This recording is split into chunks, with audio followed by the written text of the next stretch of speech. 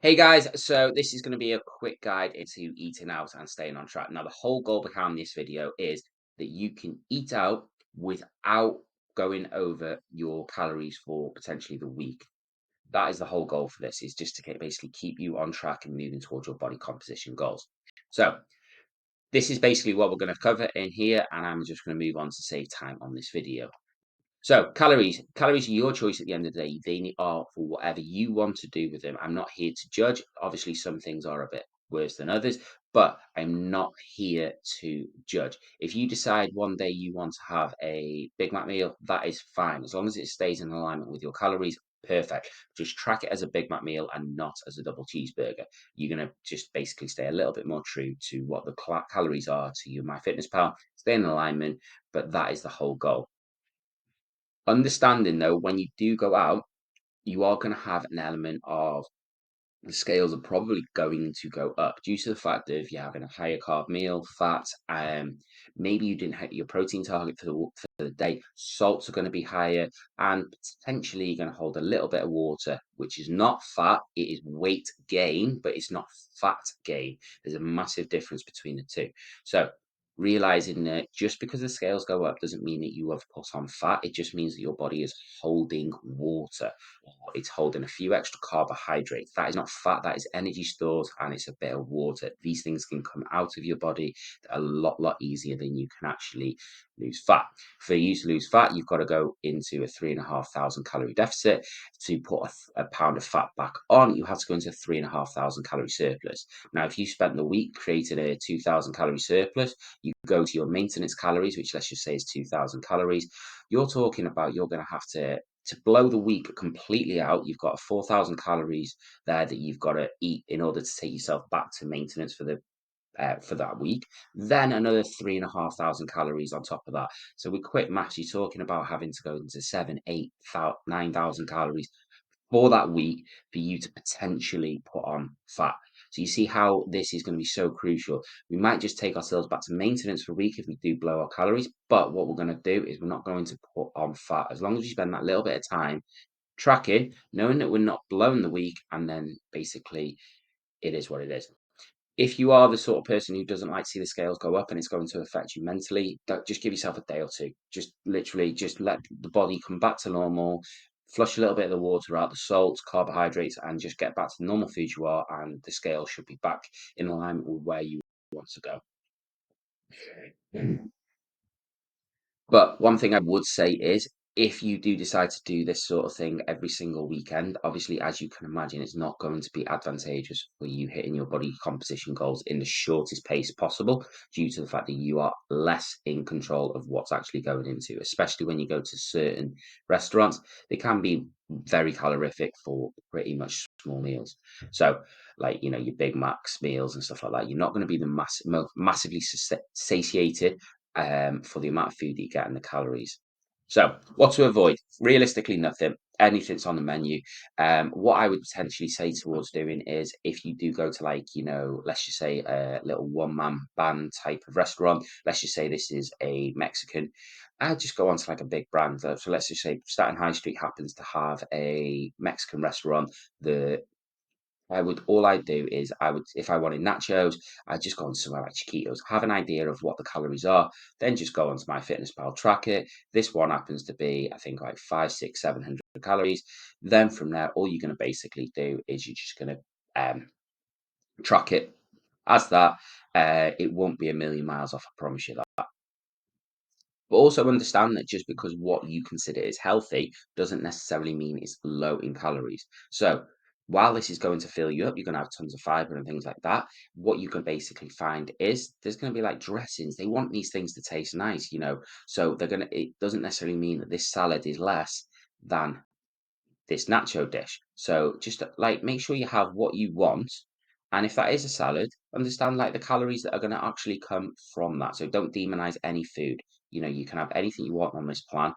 Just understand that it just needs to be tracked, and it needs to fall in alignment with your food.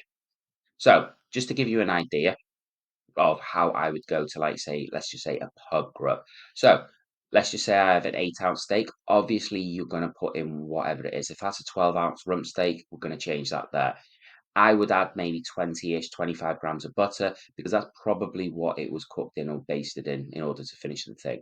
250 grams is probably a reasonable size of triple cooked chips. You know, I've put triple cooked just due to the fact of I'll explain in a little bit later slide, just due to the fact that it sounds a little bit bougie and that's what they glam it all up as.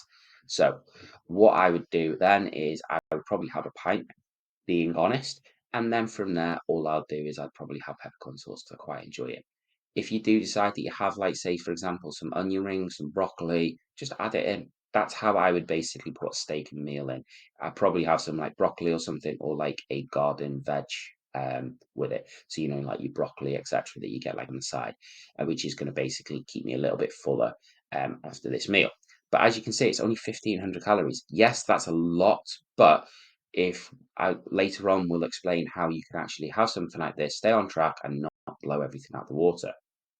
So this homemade lasagna is something that, like, you know, you might find a pub grub type thing, garden side salad, then you've got 2 slices of garlic bread, pretty much, and then you can have whatever drink you want. Diet Coke, obviously, is gonna be very, very low in calories, maybe 1 to about 5, depending on how big a serving you get. Then you've got anybody could eat this. It's obviously you'd need to basically get your protein up throughout the day, but it is what it is. Snacks on the go, large cappuccino, sausage roll, and a bit of sauce, 700 calories or less. You know, that's basically how I would like factor that in. Something that's very reasonable for somebody to pick up on the go. Then the ultimate hangover cure. Look at this. It is trackable. You don't have to, even if you're hungover, you can turn around and go for, you know, your greasy spoon breakfast. I'd potentially say go to somewhere nicer, but you get what I mean. Like it's 1,000 calories with like a cup of tea, big butchers, sausages, beans. You know, that's just basically a small or a medium breakfast, depending on where you decide to go.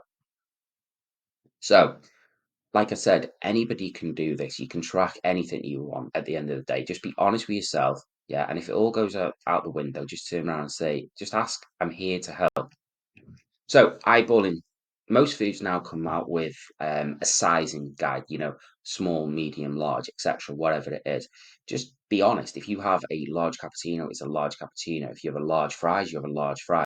Be reasonable with what you actually consider what that is. And then when you're at home, when you actually weigh foods out, basically start trying to like figure out. So if you let's just say 100 grams of chips, let's just say it happens to be like, you know, your um, palm size. So when you've got that palm size there, you've got that eyeball reference. You know, just nobody would even notice if you did that, you know, and you can actually like stay on track. Your favorite sauces, your ketchups, your mayos, all those sorts of things. Get them if you can, so you've got an idea of what that actually looks like. So when you have a bacon butty or something like that, you know what, a 15-gram serving of brown sauces. If the thing's lathered in it, it's 2 servings of brown sauce. Do you get what I mean? And then when you're at home, understand what like a milky coffee is. So just weigh out your milk 1 or 2 times. If you most places have like the same sort of mugs. If that looks like a milky coffee, chances are just turn around and be like, right, that's 50 mil. It's 100 mil. It's 30 mil. Or even if you have it black, then it's obviously nothing. And then just be careful as well. So with the foods and drinks, have a guess, but just, you know, we don't need to be exact. All we just need to do is just have an element of tracking. Be careful, and you'll be good to go. So when it comes to eyeballing, what I would also do is I would use a few keywords. So when you track something that happens to not be in a database, say for example, like we were saying, the Mexican place in the high street, you know, let's just say you have sugar-free something, you have Chinese ribs or something like that, triple cooked chips, you know, there's tons of different beef dripping chips, whatever it may be, that sort of thing. Gourmet, whatever now, gourmet lasagna, gourmet whatever, homemade ragu sauce, you know, for like a spaghetti bolognese or something like that. You go to like a sandwich shop and you've got like a deli, you've got bakers where you can go baker's sausage rolls, so you know it's probably going to be a little bit of a thicker sausage roll. You go to like a, you know, one of those artisan type of bread shops and you get like a nice crusty baguette or something like that. This is where we can always start like trying to think, oh, well, what actually is it and how can we do it? Or you can also use like the actual food shops to like dial something in. So if you go Greg's sausage roll, KFC, fillet burger, or whatever it is, Zinger burger or whatever, and then you can like literally dial it in. It'll take hardly any time to do it. or just use any sort of like fancy word that is going to basically dial in what you're actually having, if that makes sense to you. Sorry if I've missed out something like that. And what I would say is giving yourself the ability to track is only going to basically put you in and around the ballpark figure. It's not going to be exact, and that is fine. But if we're 200 or 300 calories off of one day, that's not going to slow down our progress too much. Because worst case scenario is we also could be the other way around. We could be 200 or 300 calories under. So giving yourself that like little bit of freedom to turn around and like track, it's going to make sure that you're realizing you're staying in alignment. It's going to keep you on track, and you're not going to end up going into what I like to call the fuck it window. I'm blowing it today, going to overindulge. You stayed in alignment with your food and you've tracked.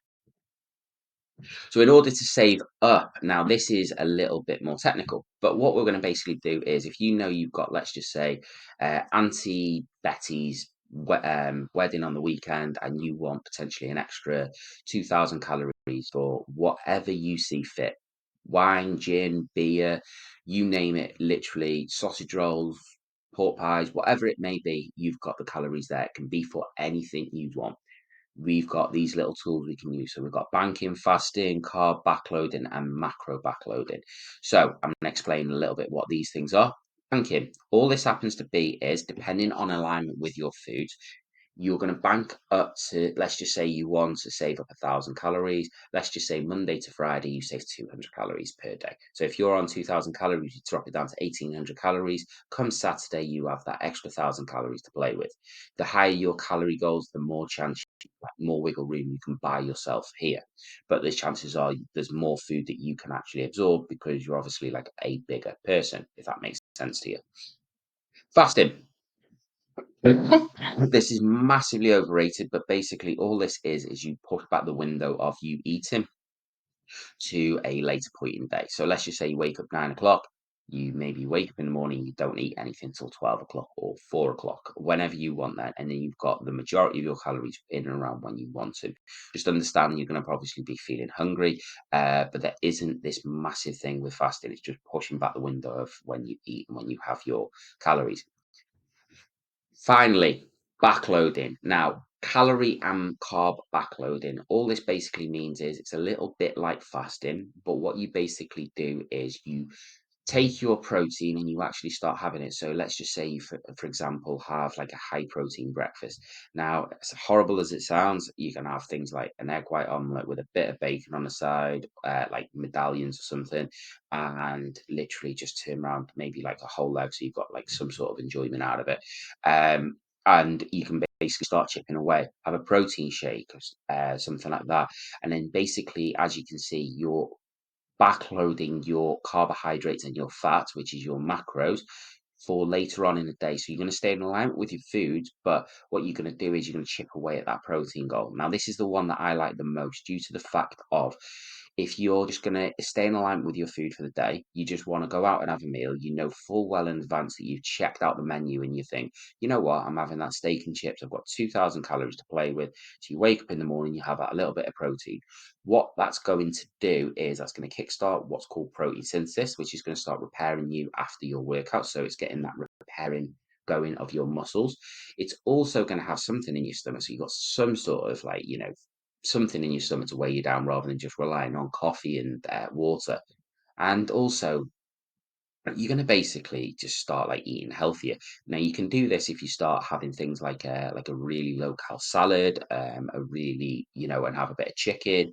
That's obviously even better because we're going to get a little bit of fiber in there, which is going to keep us satiated until we go into the meal, which is also going to make potentially the better choices when we go into the meal because we've got a little bit more wiggle room to play with because you've already hit your fiber goal for the day or you've made a big dent in it and potentially you're going to go into that meal feeling a little bit fuller because you've got a little bit more food in there. So plan ahead. That's the biggest thing that I would say when it comes to this. Like literally, if you know you're going out for a meal, don't just go on the spur of the minute. I feel like going out. Plan ahead. Think, where you want to go, what you want to do, and if that doesn't work in alignment with what you potentially want. So let's just say you want to go to some like artisan place where I have this really bougie pizza. Just have a look, see what it looks like. If that looks like it's a 1,200 calorie pizza, you're gonna have like a beer with it, so it's 1,400 calories or something like that. Then just think ahead, how can I save 1,400 calories? Right, perfect. I'm gonna calorie backload for the day, so I'm gonna save my carbs and my fats for later on in the day, still hit my protein 2 days before, and I'm gonna save up 200 calories each day. So the Thursday and the Friday, if you're going on a Saturday, you potentially look at saving 200 calories on those days, bring them forward to the Saturday, and then basically track the food with alignment with what you think it is, what you think the calorie value is of it, and you basically just have it, you enjoy it, and you move on.